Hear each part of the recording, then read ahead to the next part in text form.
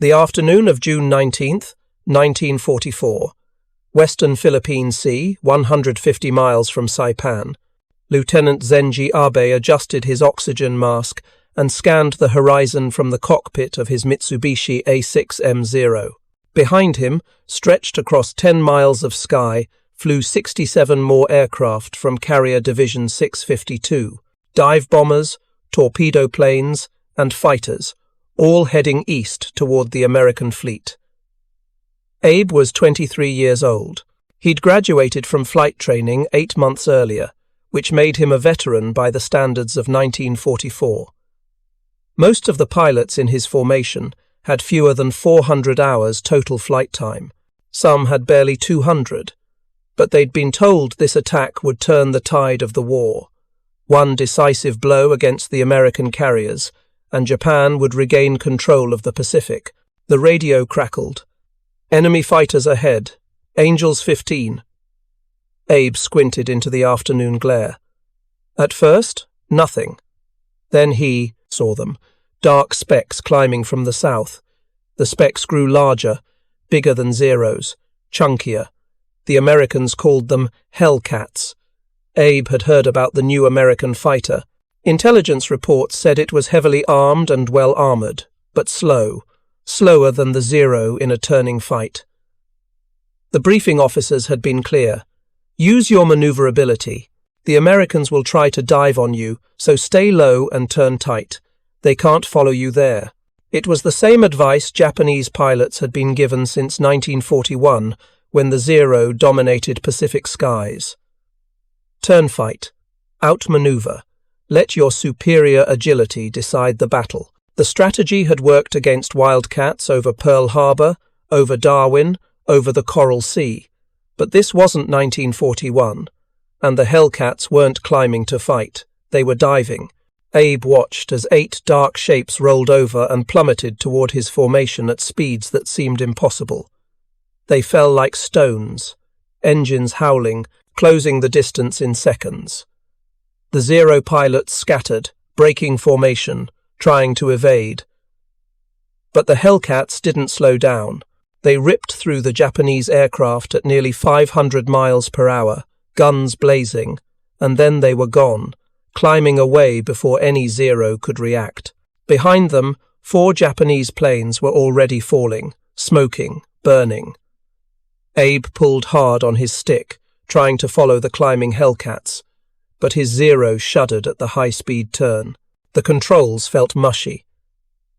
The aircraft wasn't built for this kind of violent maneuvering. He leveled out, searching for targets, but the Hellcats were already 2,000 feet above him, regrouping for another attack. This time, Abe saw them coming. He rolled left as a Hellcat dove on his wingman. Tracers tore past his canopy. The sound of the Americans' 650 caliber machine guns was like ripping canvas magnified 1,000 times. 130 rounds in 2 seconds. His wingman's Zero erupted in flames and fell away. Abe tried to dive, to gain speed, to escape, but the Hellcat stayed with him. It was heavier, yes, but it dove faster than anything Abe had ever flown against. He pulled up, trying to force the American into a turning fight where the Zero's superior maneuverability might save him. The Hellcat didn't follow. It zoomed back up into altitude, reset itself, and dove again. If you're enjoying this deep dive into the story, hit the subscribe button and let us know in the comments from where in the world you are watching from today. Over the next 8 minutes, the formation that Lieutenant Abe had launched with was torn apart. 41 aircraft out of 69 were shot down. Most never reached the American fleet. Those that did found walls of anti-aircraft fire and more Hellcats waiting. By nightfall, only 19 Japanese planes made it back to their carriers. Abe wasn't among them. His Zero was last seen trailing smoke, descending toward the ocean, the Hellcat, that had hit him already, climbing away to find another target. What happened that day, in the battle American pilots would nickname the Great Marianas Turkey Shoot, was the culmination of a transformation that had begun 3 years earlier. a transformation in which Japanese assumptions about air combat, built during years of dominance, collided with an American fighter designed specifically to destroy those assumptions. To understand why Japanese pilots thought the Hellcat was slow, you have to understand what they'd been flying against for the first 2 years of the war. And more importantly, you have to understand the philosophy that shaped Japanese fighter design. The Mitsubishi A6M0 had entered service in 1940, and for the first 18 months of the Pacific War, it was the most feared fighter in the world. With a top speed of 330 miles per hour, a phenomenal range of over 1,000 miles, and maneuverability that seemed impossible for a past machine, the Zero dominated every opponent it faced. At Pearl Harbor, Zeros shot down American fighters on the ground before they could take off. Over the Philippines, they escorted bombers hundreds of miles from their bases, fought Allied defenders, and returned home with fuel to spare. In the skies above Singapore, Malaya, and the Dutch East Indies, they shredded British Hurricanes and American P-40 Warhawks in turning dogfights that exposed every weakness of Allied aircraft. The Zero achieved this performance through radical weight reduction, no armor protecting the pilot, no self-sealing fuel tanks, lightweight construction throughout, using the minimum amount of material necessary for structural integrity. The result was an aircraft that could outturn, outclimb, and outrange anything the Allies had in the early war period. But that lightness came with a price. The Zero was fragile. A burst of .50 caliber fire could set its fuel tanks ablaze. A single hit to the engine could bring it down. The aircraft had been optimized for one type of combat, close-range turning dogfights, and everything else had been sacrificed to achieve that optimization. Japanese doctrine reinforced this design philosophy. Fighter pilots trained to engage in individual combat, using their superior maneuverability to defeat opponents. The emphasis was on the skill of the pilot, the spiritual strength of the warrior, and the technical excellence of the machine in a narrow set of circumstances. This worked brilliantly when fighting opponents who didn't understand the Zero's strengths and weaknesses. Allied pilots in early 1942 tried to turn fight with Zeros and died in droves. The Japanese Navy's fighter pilots, many of whom had been flying combat missions since the invasion of China in 1937, accumulated kill counts that seemed impossible. But the Allies learned, slowly, painfully, but they learned. Lieutenant Commander John Jimmy Thach, a U.S. Navy fighter tactician, developed the Thach Weave, a defensive maneuver that used teamwork to counter the Zero's turning advantage. Instead of fighting individually, American pilots flew in pairs, each protecting the other. When a Zero pursued one Wildcat, the other would turn to engage, forcing the Japanese pilot to break off or be shot. It was a defensive tactic, born from necessity. The Grumman F6F Wildcat, America's primary carrier fighter in early 1942, couldn't match the Zero's performance. It was slower, less maneuverable, and outranged. But it was tough. Armor plating protected the pilot. Self-sealing fuel tanks prevented fires, and its .650 caliber machine guns hit hard when they connected. The Wildcat kept American carriers in the fight through Coral Sea, Midway, and Guadalcanal, but it was never meant to be the ultimate solution. It was a stopgap, holding the line while American engineers designed something better. On April 22, 1942, 3 weeks before the Battle of Midway, Lieutenant Commander Edward Butch O'Hare visited the Grumman aircraft factory in Bethpage, New York. O'Hare had become America's first fighter ace of the war by shooting down 5 Japanese bombers in a single engagement. He'd flown Wildcats in combat and knew exactly what American pilots needed. He met with Leroy Grumman and his chief designers, Jake Swerble and Bill Schwendler. They asked him about the Zero. What made it dangerous? Where was it vulnerable? How could American fighters compete? O'Hare's answers were straightforward. The Zero was fast and agile, but it couldn't dive. Its lightweight construction meant it couldn't take punishment. And most importantly, American pilots needed more power, more speed, more firepower. They needed to be able to dictate the terms of engagement, to fight when they had the advantage and disengage when they didn't. Grumman had already been working on a new fighter, designated the F6F. The initial design was essentially an upgraded Wildcat, with a more powerful engine but similar overall configuration. O'Hare's input, combined with feedback from other combat pilots and analysis from the Bureau of Aeronautics, transformed the project. 4 days after O'Hare's visit, the Navy directed Grumman to install the Pratt & Whitney R2800 double Wasp engine in the prototype. This was the same power plant used in the Republic P-47 Thunderbolt and the Vought 4U Corsair, and it produced 2,000 horsepower, nearly double what the Wildcat had. The engine change required a complete redesign. The fuselage had to be wider and stronger to handle the massive radial engine. The wings needed to be larger to provide lift for the heavier aircraft. The landing gear had to be more robust. Everything scaled up. But Grumman's engineers didn't just build a bigger, more powerful fighter. They built a smarter one. Based on combat reports from pilots who'd fought Zeros, they made specific design choices that would prove decisive.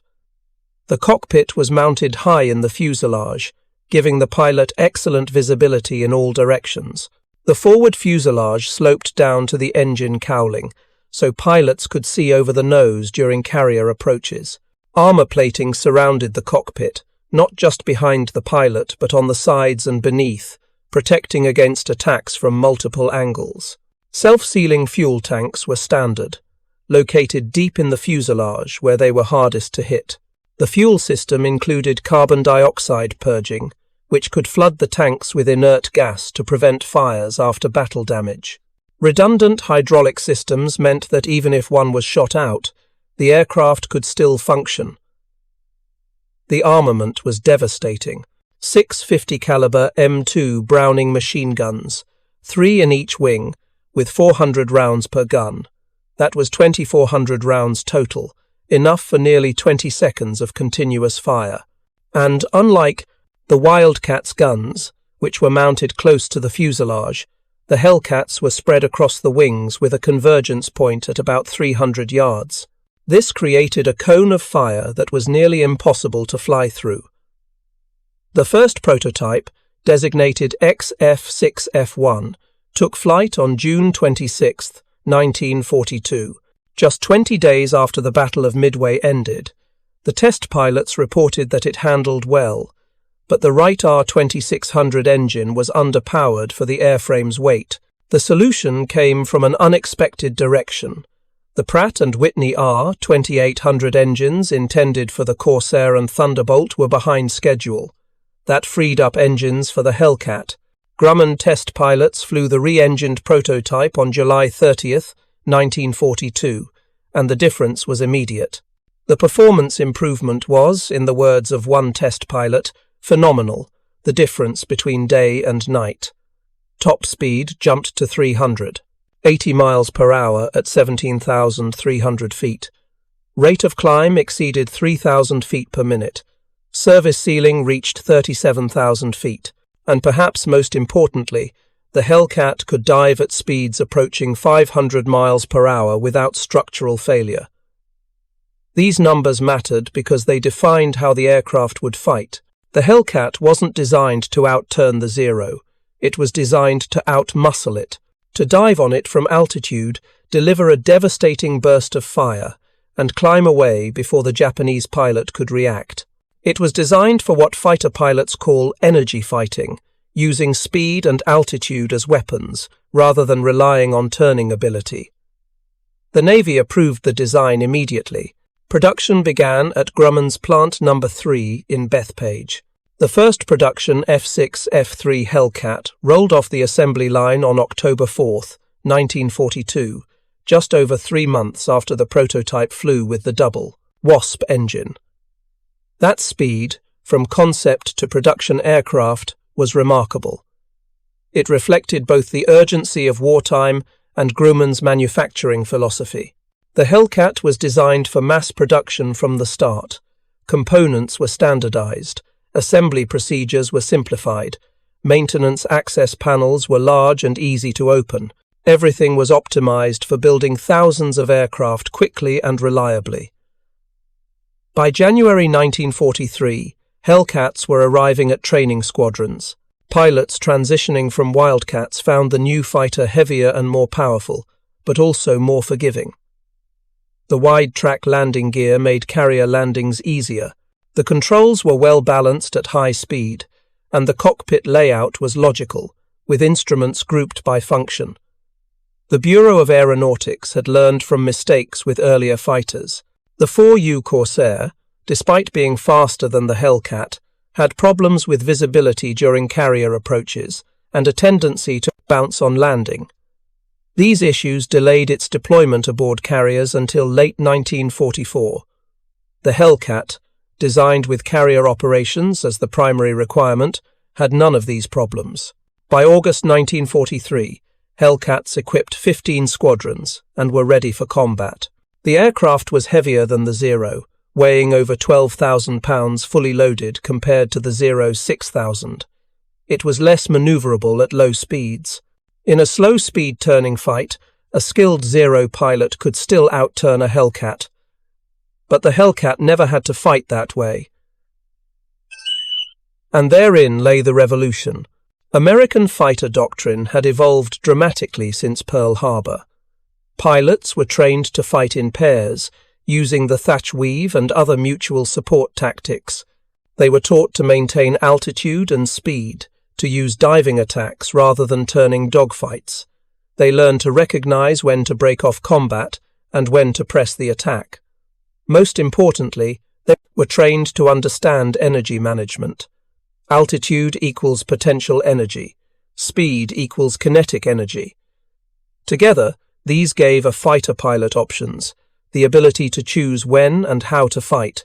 The Hellcat's power and speed meant American pilots almost always had more energy than their opponents. They could dictate the terms of engagement. The Zero pilots, by contrast, were still being trained in pre-war doctrine. Individual combat skills, turning ability, close-range dogfighting. Many of the instructors were veterans of early war victories, and they taught the tactics that had worked against Wildcats and Buffaloes. But those tactics assumed opponents who would accept a turning fight. The Hellcat pilots never did. When the first Hellcats arrived in the combat zone in August 1943, Japanese intelligence analysts noted the new aircraft, but initially dismissed it as just another American fighter.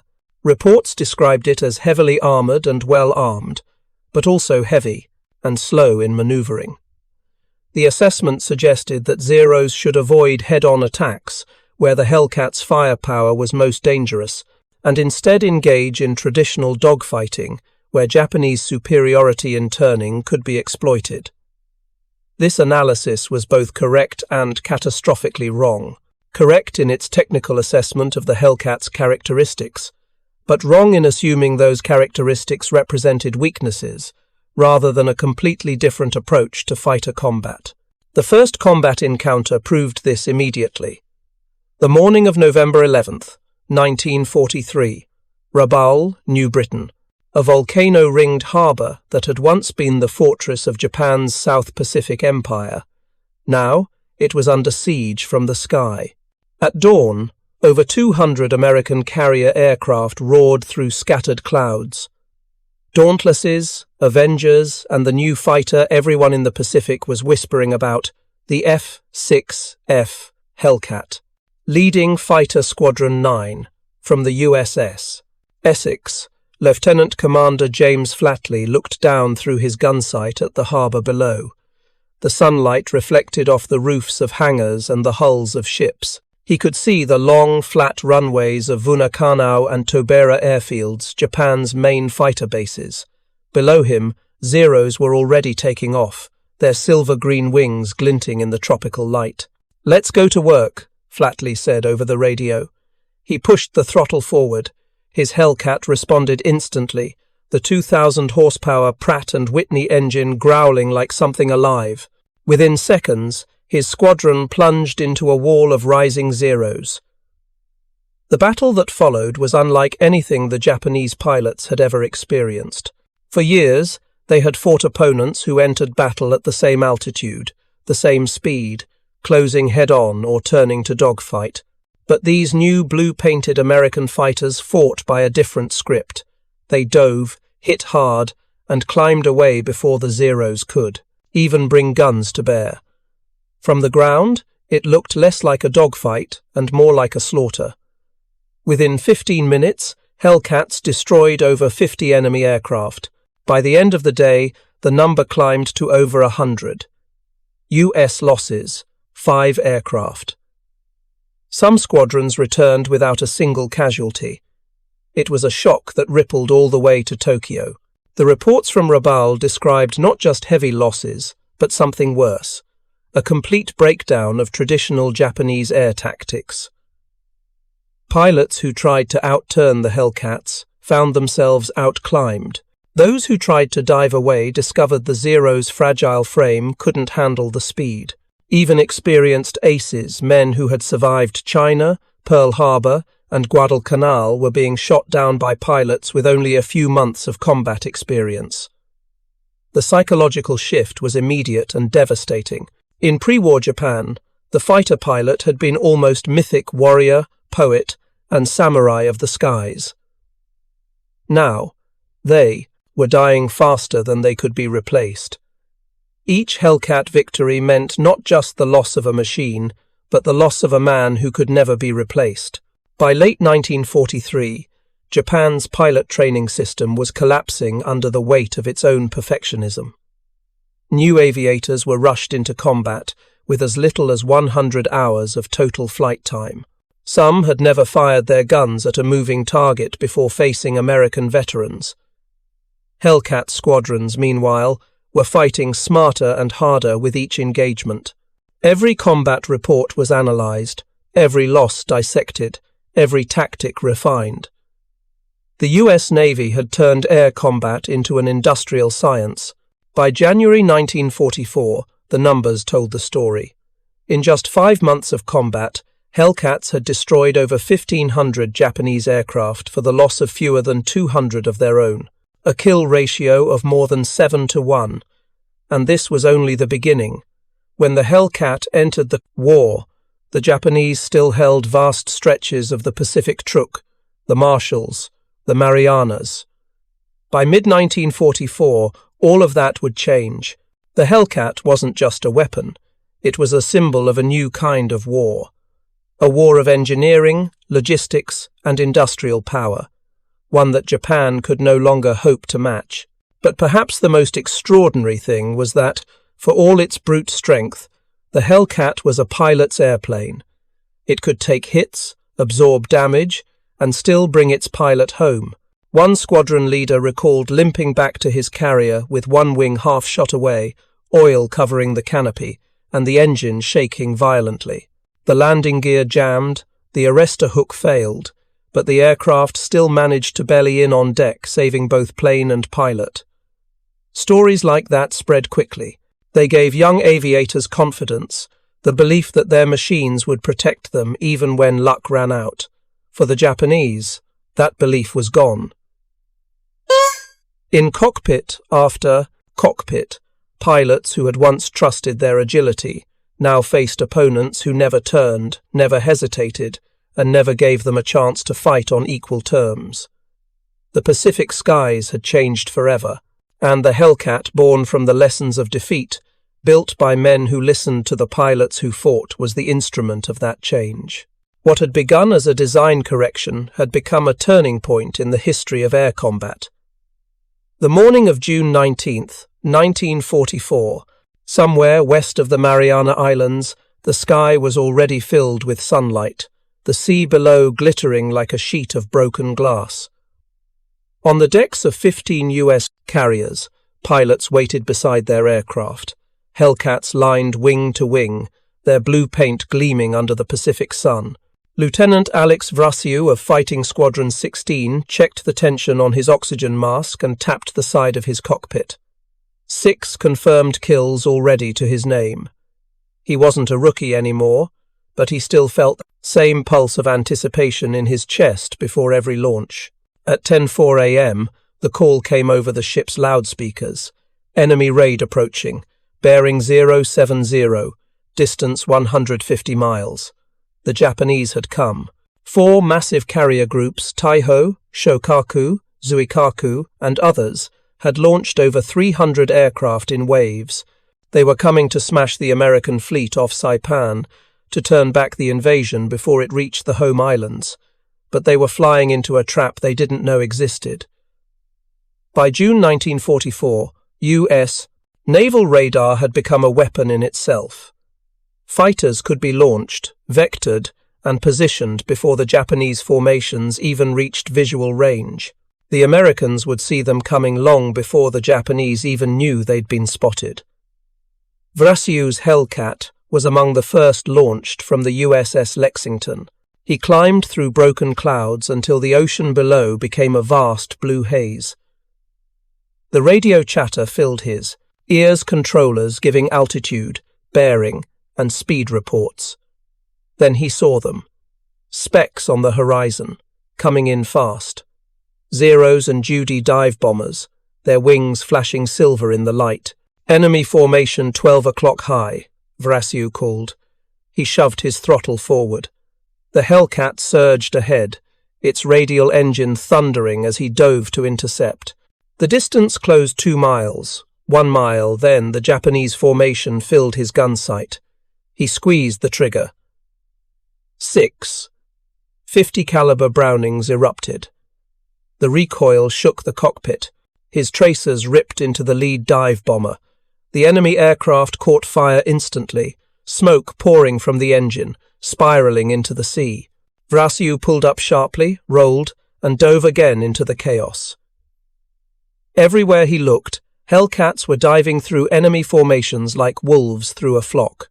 The Japanese pilots tried to turn, to twist away, but the Americans never followed. They dove, fired, and climbed away, resetting for another strike. The sky became a layered battlefield, Hellcats above, Japanese bombers below, tracers crossing in deadly patterns. Over the radio, voices shouted bearing reports, kill confirmations, and warnings. Splash 1 Judy. 2 on my tail breaking left. Watch your altitude flak coming up from the fleet. Below, the U.S. Navy's anti-aircraft gunners opened up. The ocean erupted in black bursts as 5-inch shells filled the air with shrapnel. Japanese pilots who survived the Hellcats had to dive through those walls of fire to reach the American ships. Very few did. By noon, the battle had become one-sided. In one sector alone, over 50 Japanese aircraft were destroyed for the loss of a single Hellcat. Entire squadrons disappeared before ever reaching their targets. Vrasiu shot down 6 in 8 minutes. Each time, the same deadly rhythm: dive, aim, fire, climb. He landed back on Lexington with ammunition still in his guns and victory number, 12 on his record. But he wasn't alone. Pilots across the task force reported similar tallies. Ensign Wilbur Webb, 4 kills. Lieutenant Dave McCampbell, 7. Others 3, 5, 9. When the final wave of Japanese aircraft was driven off, the sea was littered with debris and burning fuel. Hundreds of Japanese planes were gone. On that single day, June 19th, 1944, Japan lost over 300 aircraft and nearly all of its veteran carrier pilots. The Americans lost fewer than 30. The contrast was staggering. To the U.S. Navy pilots, it felt almost surreal. They'd been told to expect a massive, coordinated assault like Midway. Instead, they found themselves shooting down plane after plane, with almost no resistance. When they returned to their carriers, the pilots were laughing, shaking their heads, joking darkly about the sheer imbalance. Somewhere, someone said the words that would define the battle forever. It's like shooting turkeys. Another voice replied, Yeah, the Great Marianas Turkey Shoot. The name stuck. But behind the nickname was a grim reality. The Japanese Navy's air arm, the same force that had struck Pearl Harbor and terrorized the Pacific, was finished. They would never again launch a major carrier-based air operation. That night, as the sun went down over the Philippine Sea, the few Japanese survivors who managed to ditch their planes in the water waited for rescue that would never come. The Americans, meanwhile, were preparing for something far larger. Their carriers still had full decks of planes, fuel, and ammunition.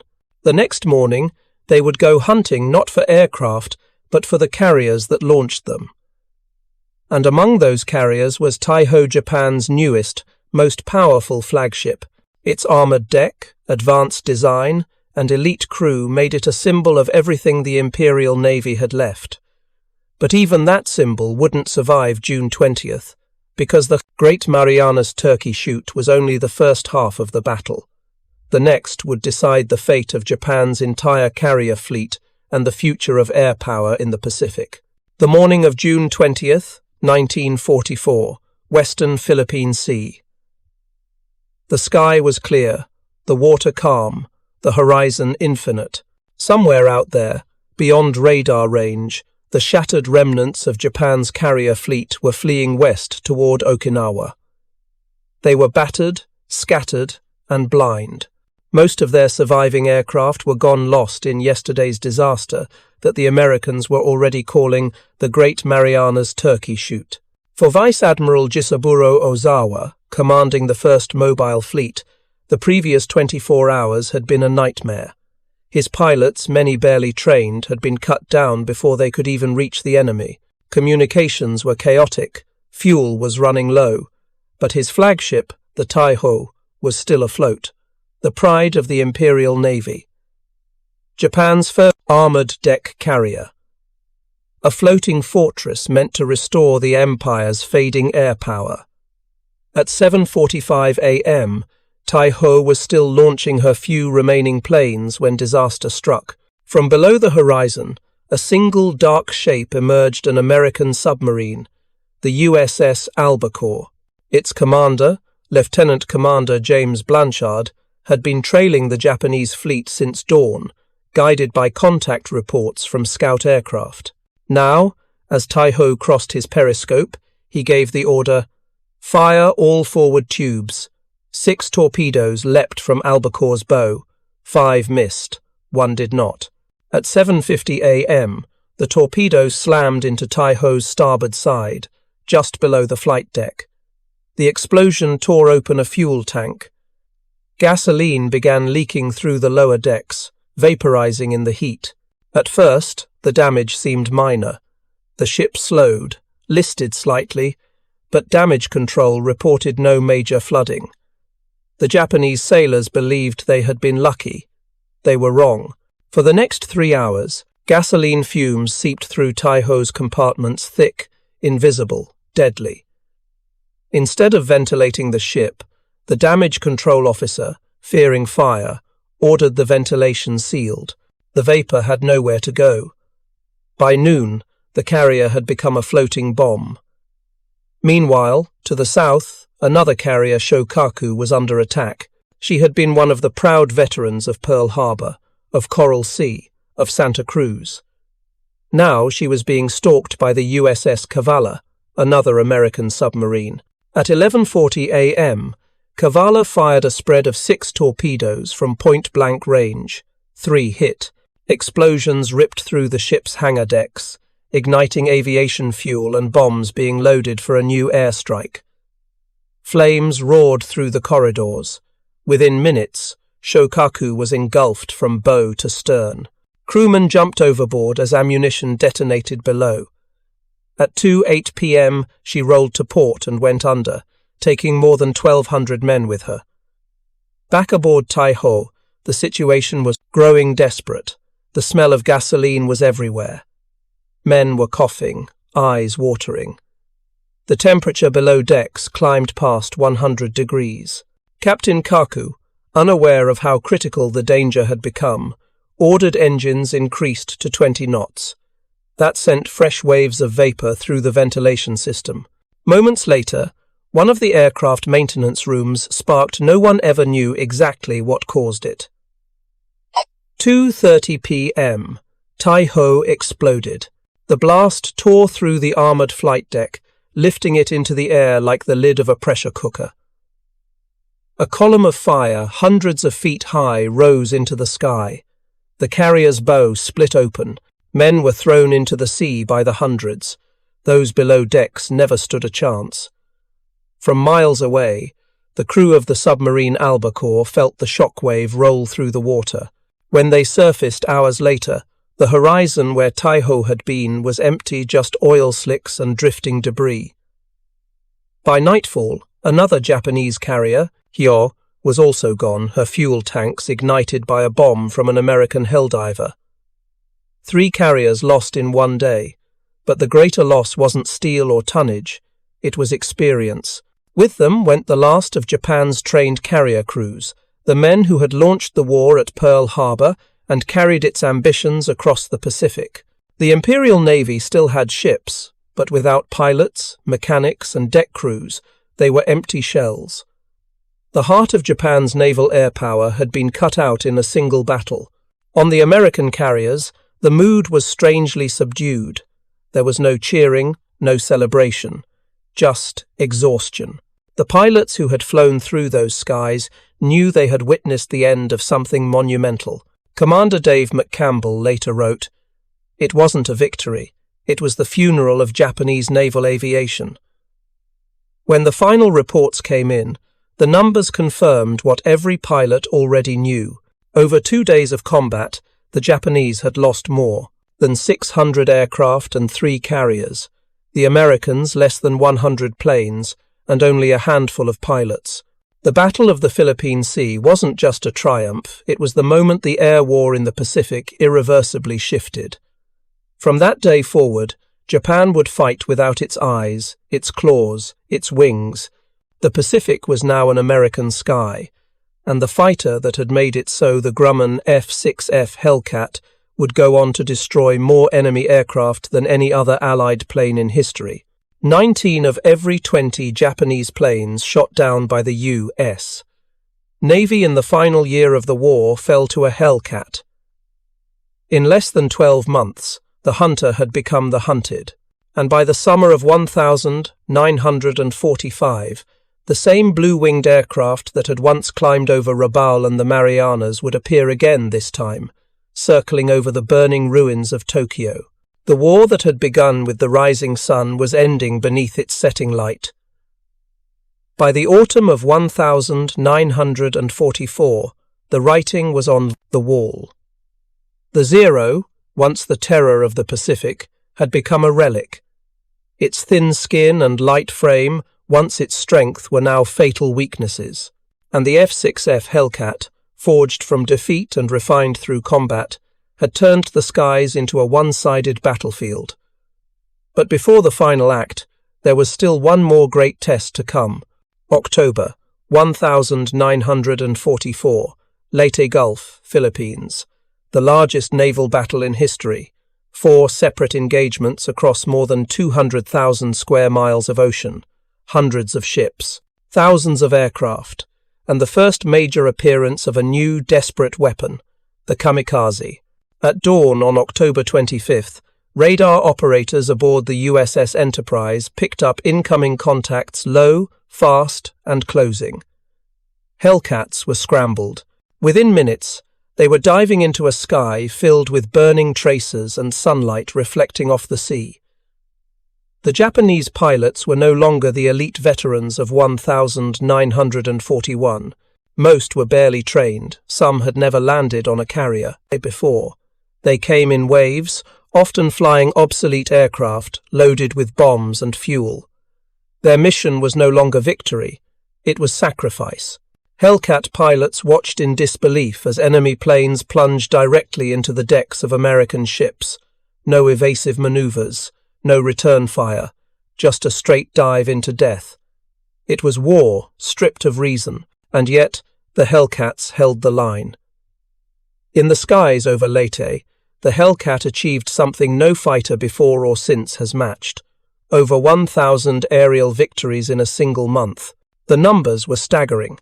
By the end of the Pacific War, the F6F Hellcat had destroyed 5,156 enemy aircraft, more than any other Allied fighter in any theatre.